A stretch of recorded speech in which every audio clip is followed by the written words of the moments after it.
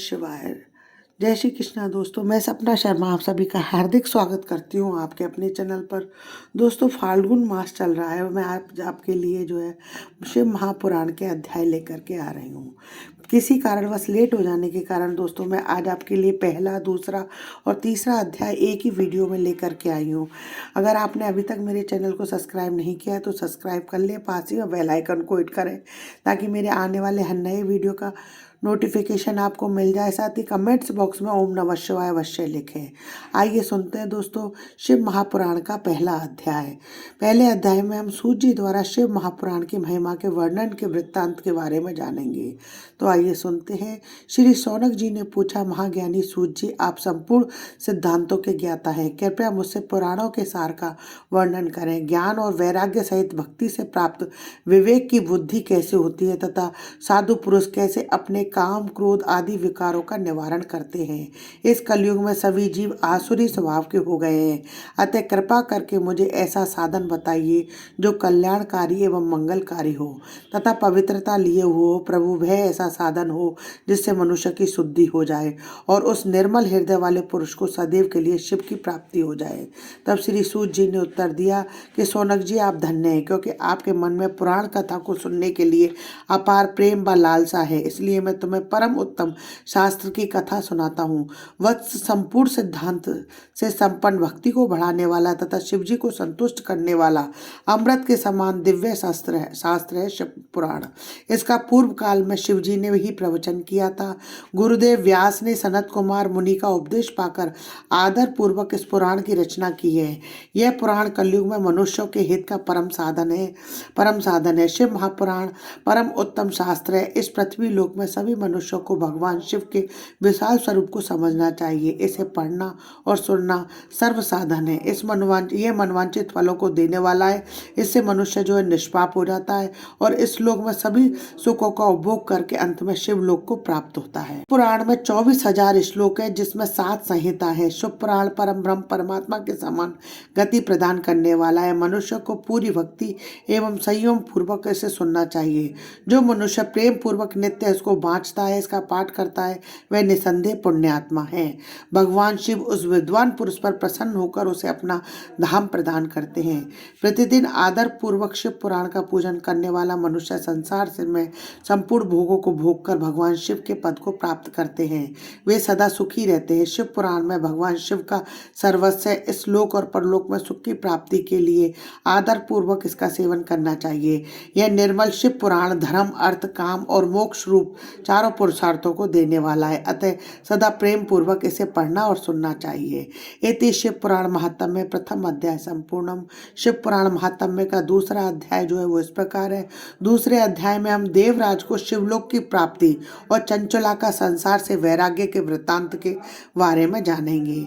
श्री शौनक जी ने कहा कि आप धन्य हैं सूत जी, आप परमार्थ तत्व के ज्ञाता हैं। आपने हम पर कृपा करके हमें ये अद्भुत दिव्य कथा सुनाई है।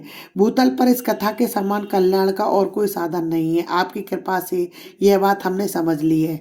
सूत जी, इस कथा के द्वारा कौन से पापी शुद्ध होते हैं, इन्हें कृपा पूर्वक बताकर इस जगत को कृतार्थ कीजिए। सूत जी बोले, मुने, जो मनुष्य पाप, दुराचार तथा काम, क्रोध, मद, लोभ में निरंतर डूबे रहते हैं, वे भी शिव पुराण पढ़ने में अथवा सुनने से शुद्ध हो जाते हैं। उनके पापों का पूर्णतः नाश हो जाता है। इस विषय में मैं तुम्हें एक कथा सुनाता हूँ। देवराज ब्राह्मण की कथा। बहुत पहले की बात है। किरातों के नगर में देवराज नाम का एक ब्राह्मण रहता था। वह ज्ञान में दुर्लभ, गरीब, रस बेचने वाला तथा वैदिक धर्म से विमुख था। वह स्नान संध्या नहीं करता था, तो उसमें वैश्य वृत्ति बढ़ती जा रही थी। वह भक्तों को ठगता था। उसने अनेक मनुष्यों को मारकर उन सब का धन हड़प लिया। उस पापी ने थोड़ा सा भी धन धर्म के काम में नहीं लगाया और वह वैश्यगामी तथा आचार भ्रष्ट था। एक दिन वह घूमता हुआ देवयोग से प्रतिष्ठानपुर झूसी प्रयाग में जा पहुंचा। वहां उसने एक विशाल शिवालय देखा जहाँ बहुत से साधु महात्मा एकत्रित हुए थे। देवराज वहीं ठहर गया। वहां रात में उसे ज्वर आ गया और उससे बड़ी पीड़ा होने लगी। वहीं पर एक ब्राह्मण देवता शिव पुराण की कथा सुना रहे थे। ज्वर में पड़ा देवराज भी ब्राह्मण के मुख से शिव कथा को निरंतर सुनता रहता था। 1 मास बाद देवराज ज्वर से पीड़ित अवस्था में चल बसा। यमराज के दूत उसे बांधकर यमपुरी ले गए। तभी वहां भगवान शिव के पार्षदगण आ गए। वे कपूर के समान उज्जवल थे। उनके हाथ में त्रिशूल त्रिशूल संपूर्ण शरीर पर भस्म और गले में रुद्राक्ष की माला उनके शरीर की शोभा बढ़ा रही थी। उन्होंने यमराज के दूतों को मार पीट कर देवराज को यमदूतों के चंगुल से छुड़ा लिया और वे उसे अपने अद्भुत विमान में बैठाकर जब कैलाश पर्वत पर ले जाने लगे तो यमपुरी में कोलाहल मच गया। सुनकर यमराज अपने भवन से बाहर आए। साक्षात रुद्रों के समान प्रतीत होने वाले उन दूतों का धर्मराज ने विधि पूर्वक पूजन कर ज्ञान दृष्टि से सारा मामला जान लिया। उन्होंने भय के कारण भगवान शिव के दूतों से कोई बात नहीं पूछी। तत्पश्चात शिवदूत देवराज को लेकर कैलाश चले गए। वहां पहुंचकर उन्होंने ब्राह्मण को करुणावतार भगवान शिव के हाथों में सौंप दिया।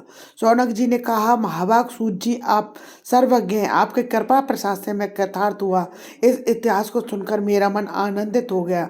अतः भगवान शिव में प्रेम बढ़ाने वाली दूसरी कथा भी कहिए। इति श्री शिव महापुराण महात्म्य में दूसरा अध्याय संपूर्ण। शिव महापुराण का तीसरा अध्याय, जिसमें हम बिंदुक ब्राह्मण की कथा के वृत्तांत के बारे में जानेंगे। श्री सूत जी बोले, शौनक सुनो, मैं तुम्हारे सामने एक अन्य गोपनीय कथा का वर्णन करूंगा, क्योंकि तुम शिव भक्तों में अग्रगण्य व वेदवेत्ताओं में श्रेष्ठ हो। समुद्र के निकटवर्ती प्रदेश में वाष्कल नामक गांव है, जहाँ वैदिक धर्म से विमुख महापापी मनुष्य रहते हैं। वे सभी दुष्ट हैं और उनका मन दूषित विषय भोगों में ही लगा रहता है। वे देवताओं एवं भाग्य पर विश्वास नहीं करते। वे सभी कुटिल वृत्ति वाले हैं, किसानी करते हैं और विभिन्न प्रकार के अस्त्र शस्त्र रखते हैं। वे व्यभिचारी हैं। वे इस बात से पूर्णतः अनजान है कि ज्ञान, वैराग्य तथा सद्धर्म भी मनुष्य के लिए परम पुरुषार्थ है। वे सभी पर पशु बुद्धि हैं। अन्य समुदाय के लोग भी उन्हीं की तरह बुरे विचार रखने वाले हैं, धर्म से विमुख हैं। वे नित्य कुकर्म में लगे रहते हैं एवं सदा विषय भोगों में डूबे रहते हैं।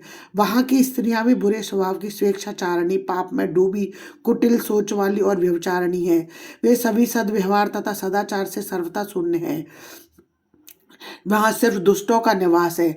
वाष्कल नामक ग्राम में बिंदुक नाम का एक ब्राह्मण रहता था। वह अधर्मी, दुरात्मा एवं महापापी था। उसकी स्त्री बहुत सुंदर थी।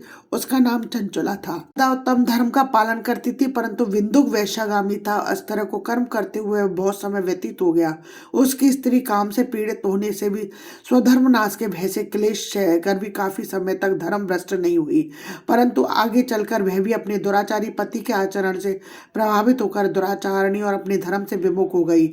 इस तरह दुराचार में डूबे हुए उन पति पत्नी का बहुत सा समय व्यर्थ बीत गया। वैश्यागामी, दूषित बुद्धि वाला वह दुष्ट ब्राह्मण बिंदुक समय अनुसार मृत्यु को प्राप्त हो नरक में चला गया। बहुत दिनों तक नरक के दुखों को भोगकर वह मूढ़ बुद्धि पापी विंध्य पर्वत पर भयंकर पिशाच हुआ। उधर उस दुराचारी बिंदुक के मर जाने पर चंचला नामक स्त्री बहुत समय तक पुत्रों के साथ अपने घर में रहती रही। पति की मृत्यु के बाद भी वह भी अपने धर्म से गिरकर पर पुरुषों का संग करने लगी। सतिया विपत्ति में भी अपने धर्म का पालन करना नहीं छोड़ती। यही तो तप है। तप कठिन तो होता है, लेकिन उसका फल मीठा होता है। विषयी सत्य को नहीं जानता, इसलिए वह विषयों के विष फल का स्वाद लेते हुए भोग करता है। एक दिन देवयोग के किसी पुण्य पर्व के आने पर वह अपने भाई बंधुओं के साथ गोकर्ण क्षेत्र में गई। उसने तीर्थ के जल में स्नान किया एवं बंधुजनों के साथ यत्र तत्र घूमने लगी। घूमते घूमते एक देव मंदिर में गई, जहां उसने एक ब्राह्मण के मुख से भगवान शिव की परम पवित्र मंगलकारी कथा सुनी। कथावाचक ब्राह्मण कह रहे थे कि जो स्त्रियां व्यभिचार करती हैं वे मरने के बाद यमलोक जाती हैं। तब यमराज के दूत उन्हें तरह तरह से यंत्रणा देते हैं। उनके कामांगों को तृप्त लोह दंडों से दागते हैं। तृप्त लोह के पुरुष से उसका संसर्ग कराते हैं। सारे दंड इतनी वेदना देने वाले होते हैं कि जीव पुकार पुकार कर कहता है कि अब ऐसा नहीं करेगा, लेकिन यमदूत उसे नहीं छोड़ते हैं। कर्मों का फल तो सभी को भोगना पड़ता है। देव, ऋषि, मनुष्य सभी इससे बंधे हुए हैं। ब्राह्मणों के मुख से इस वैराग्य बढ़ाने वाली कथा सुनकर चंचला भय से व्याकुल हो गई। कथा समाप्त होने पर सभी लोग वहां से चले गए। तब कथा वाचने वाले ब्राह्मण देवता से चंचला ने कहा, हे ब्राह्मण, धर्म को ना जानने के कारण मेरे द्वारा बहुत बड़ा दुराचार हुआ है। स्वामी, मेरे ऊपर कृपा कर मेरा उद्धार कीजिए। आपके प्रवचन को सुनकर मुझे इस संसार से वैराग्य हो गया है। मुझ मूढ़ चित्त वाली पापनी को धिक्कार है। मैं निंदा के योग्य हूँ। मैं बुरे विषयों में फंसकर अपने धर्म से विमुख हो गई थी। कौन मुझ जैसी कुमार्ग में मन लगाने वाली पापनी का साथ देगा। तब यमदूत मेरे गले में फंदा डालकर मुझे बांध कर ले जाएंगे और नरक में मेरे शरीर के टुकड़े करेंगे। तब मैं कैसे उन महायातनाओं को सहन कर पाऊंगी। मैं सब प्रकार से नष्ट हो गई हूँ, क्योंकि अभी तक मैं हर तरह से पाप में डूबी रही। हे ब्राह्मण, आप मेरे गुरु हैं, आप ही मेरे माता पिता हैं। मैं आपकी शरण में आई हूँ, आप मुझे अबला का आप ही उद्धार कीजिए। सूत जी कहते हैं, शौनक इस प्रकार विलाप करती हुई चंचला ब्राह्मण देवता के चरणों में गिर पड़ी। तब उस ब्राह्मण ने उसे कृपा पूर्वक उठाया और इस प्रकार कहा। इति श्री शिव पुराण महात्म में 3रा अध्याय समाप्तम। दोस्तों, यदि आपको मेरा ये वीडियो अच्छा लगे तो इसे लाइक शेयर कीजिए, चैनल को सब्सक्राइब कीजिए, पास ही में बेल आइकन को हिट कीजिए ताकि मेरे आने वाले हर नए वीडियो का नोटिफिकेशन जो है आपको मिल जाए। ओम नमः शिवाय।